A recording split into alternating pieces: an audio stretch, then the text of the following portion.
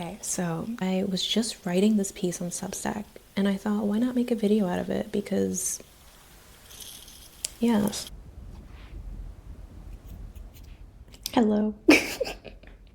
Oh my god, don't mind my hair. This is editing Alyah, and I'm coming to you live while editing this video. And the audio's a bit trash. I don't know what happened. Actually, no, I do know. I was still learning how to deal with my audio, and my hair was like messing with the mic, and the mic was messing with my hair, and they needed to be separated, you know. They were playing too much. So I did my best. I couldn't hear it as it was happening, of course, live, but yeah, sorry about that. It might be a bit annoying, and if it is, go ahead and watch another video. Go ahead and watch another one. I got plenty to watch on this channel. That's it, bye. It was inspired by a post that I saw on Threads, which got me thinking. I'm so glad that I had the opportunity to study art history and the history of design and become a designer and a strategist and creative director. All the things, being an artist, that's my work, because it taught me so much.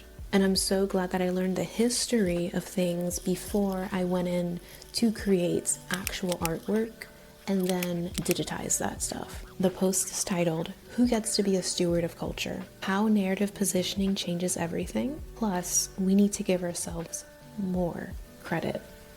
This morning, I woke up, checked my notifications, and saw something that made me just too stunned to speak. I saw a post with the first line reading, "Old money understands something creatives often forget. Culture outlives cash." Girl, what? Who said creatives forgot this? Which creatives were on the roster for this statement? Which peer-reviewed source did they even pull this information from? Because like something's not adding up. It's not clicking. Like what? No. Something's just not clicking. It doesn't make sense. Like, what do you mean?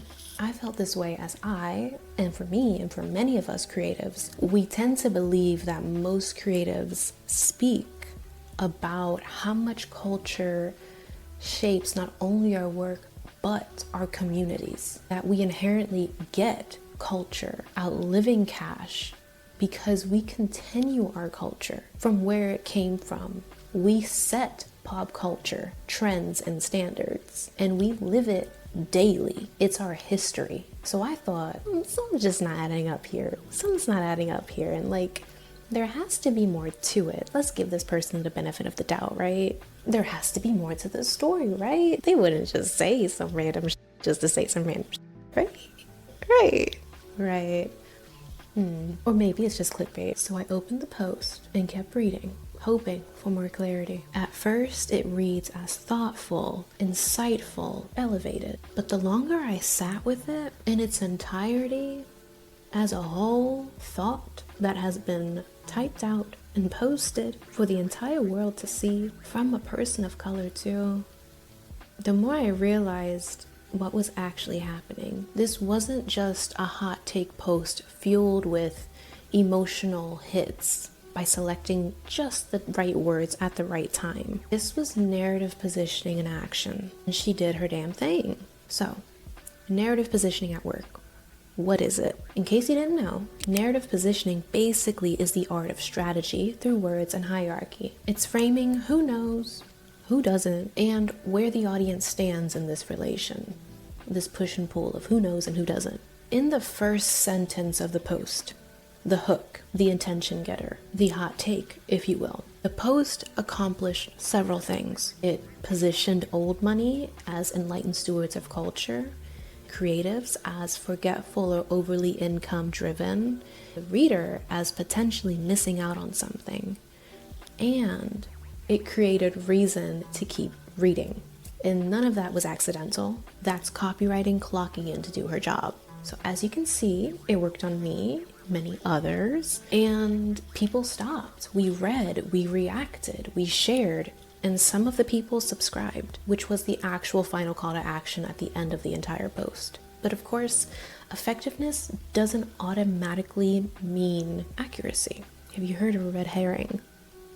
By the way, before we do that, before we go further, hey, hi, how are you? I hope you're doing very well, especially in this new year. I'm Alyah, I'm an artist, designer, and this is my designer diaries. I share what it's actually like building a business in your 20s after a surprise tech layoff. Stressful as but we got through it. And the parts that you don't usually see in portfolios or pitch decks or finished work. As creatives, we show our presentation ready work or social media ready work, but we rarely show the emotional labor or the stories that make us as we're becoming and finding success in our own way. And as a Black and Latina woman living in the US in the year 2026, this reflection space means a lot to me, and I know it means a lot to other people too. We don't owe perfection to the internet, but we owe honesty to ourselves. Plus, by showing up, we help those looking for hope and a refreshing perspective find more of this content. Consider supporting my work. Check out the links below if you're interested, and go ahead and like, subscribe, and leave a comment if you liked anything or have any thoughts about this video. I'd love to know and continue this conversation. So yeah, getting back into it. When authority is built through exclusion. The discomfort I felt when I was in the presence of this post didn't just come from disagreement alone, it came from what the narrative quietly erased, which I argue is how it gained its impact. And before we go further, as a former art history student and almost a docent, I understand the importance of wealth to society as a whole and to society's viewing of art. The best example is a name that many art admirers know, the Medici. So the Medici, without this family and their new money purchases of the time that evolved into old money patronage, we wouldn't have had many of the pieces that shaped the Italian Renaissance in the years that came after.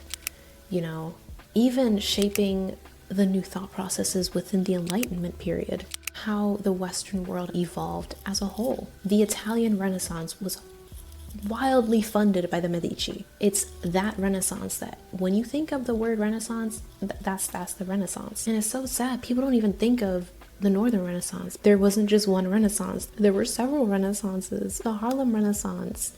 Without the funding from the Medici family, we wouldn't have had the Italian Renaissance, the Renaissance that everyone thinks of. Shoot, we may not have even had the Renaissance album. It's a scary thought. That's a scary, scary thought. Anywho, I understand how wealth contributes to sharing art and culture, but let's not demean ourselves. When cultural understanding is primarily attributed to inherited wealth, it creates a subtle hierarchy. Old money being custodians, key holders, gatekeepers, creatives as producers with scarcity tunnel view, culture as something understood from above rather than from within. And as you know, many creatives, especially those from historically marginalized communities, cultures, and social classes, this type of narrative not only discounts but can collapse the lived reality of so many into a false blanket statement, and that's not okay. For the sake of breaking this, culture was never optional for us. Art was never separate from everyday life. For many, art is not a choice. It's a part of life. It's a part of how we cope. It's a part of how we reflect, how we operate, and shed light and our truth onto this world. Stewardship wasn't a concept we learned through institutions or having lunch with the girls at the country club. It was learned and practiced through community, ritual, care, memory, through generations of tradition. Think of the countless stories that have been passed down from generation to generation before uniform writing and languages was ever a thing in specific areas of the world. The same people who called others savages and uncouth, they're the ones who invented stewardship and see culture as more important than money? Right. Okay. The problem isn't that institutions preserve culture, it's that institutional power is mistaken for cultural insight. Hello there, this is Editing Alyah, and I would love to also just say, when I say institutional power is mistaken for cultural insight, I'm talking about institutions that don't know or come from the cultures that they claim to understand. I just want to say that out front, because yeah, I'm not trying to ruffle any feathers here with this statement, but like, I think as a general consensus, we all understand what I'm saying. The problem isn't that institutions preserve culture, but it's that institutional power is mistaken for cultural insight, especially when these institutions don't understand or come from the communities that they are speaking on the behalf of. So what clarified the intent of the original message was how quickly it transitioned from provocation to positioning to promotion.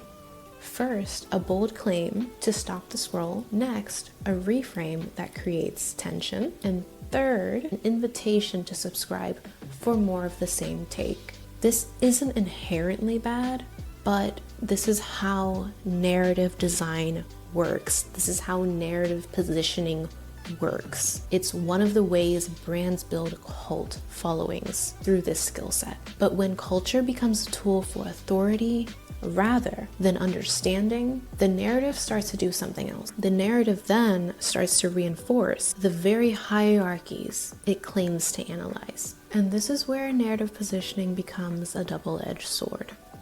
So where the argument holds and eventually breaks. There's nothing wrong about learning stewardship through situational opportunities, such as being born into a specific group, a class, or receiving top-tier institutional education. But what leaves a bad taste is that saying these are the groups who shape art, that creatives put money first instead of the true alchemy that they create that drives their livelihood, turning thought into form, turning visions into a reality, and doing this from a soul essence. Institutions last. Patronage shapes history. Don't get me wrong. Museums, fellowships, scholarships, archives, they matter. They change lives. Cultural stewardship didn't begin with old money. It was absorbed, formalized, and funded by it. As creatives, we didn't forget stewardship, and it's not that we don't understand it. Many of us were never given access to the same institutional tools in the first place. And it takes time to learn these things too. Though luckily with today's advancements, many of us can learn for free online. But it doesn't just come like that for many people. And especially in the past, my parents' generation, grandparents' generation, great-great-grandparents' generation, especially depending on who you were and how you were perceived. Girl. We are blessed to live in the generation that we do. As creatives, we didn't forget this. And conflating cultural awareness with financial access flattens not only our story, not only the generations that came before us, it flattens access to history. And narrative positioning is what makes the flattening feel actually true. It's what makes it feel natural instead of just something constructed in a boardroom. Just something constructed, very quickly before I just get my morning matcha. So why framing matters more than the hot take? The intention of this argument, I can't say is entirely wrong, completely at least, but it was a narrow lens presented as universal. And narrative positioning is what gave it that authority. The words were doing more than expressing just a simple thought. They were shaping the meaning, they were shaping power and perception. Many creatives study the greats that came before us. You hear many of your favorite artists nowadays talking about this. That's why designers, writers, strategists, and creatives study copy. We study our textbooks. We study narrative design, visual communication that not only works, but changed the course of a timeline. For me, what I just thought of right now was Paul Rand's iconic logo for IBM. The design work that he did for IBM changed the course of the company's history. These tools, narrative design, visual communication, copywriting, narrative positioning, they're not just buzzwords, they are actual tools to how ideas influence and move throughout the world. And of course, they work. A different way to position cultural stewardship is that culture outlives cash. Creatives have always known this. That's why we build worlds, why we continue to create, why we don't just make art portfolios for the sake of having something resume ready. We make something with intention, with passion, that have stories behind it. Of course, there are numbers too, data points, metrics, all the things that connect us to the revenue source and how we impacted the revenue for the company. But that's not the point. It's why we document, why we sample, remix, archive, we pass stories, pass the torch to the next generation. The difference isn't awareness, it's access. Cultural stewardship isn't owned by legacy names or specific Ivy League institutions. It's a responsibility to what we inherit, what we create, and what we leave behind. Sometimes it's a gallery or it looks like a museum. Sometimes it looks like a website. Sometimes it's a community of artisans. Sometimes it's a body of work stretched upon canvas. Stewardship belongs to anyone who understands that culture is alive and treats it with care. So, the original post did what it was designed to do. It stopped people, it sparked a reaction, and it drove attention. That doesn't make it wrong, but it makes it impactful. But impact, along with power, comes with responsibility. The way we position our narratives doesn't just shape engagement, it shapes belief, and in turn shapes community, culture, and society itself. And if we're going to talk about culture, stewardship, and legacy, let's talk about how we frame these conversations. The frame holding the container matters just as much as the ideas themselves. Just wanted to share that moment with you guys.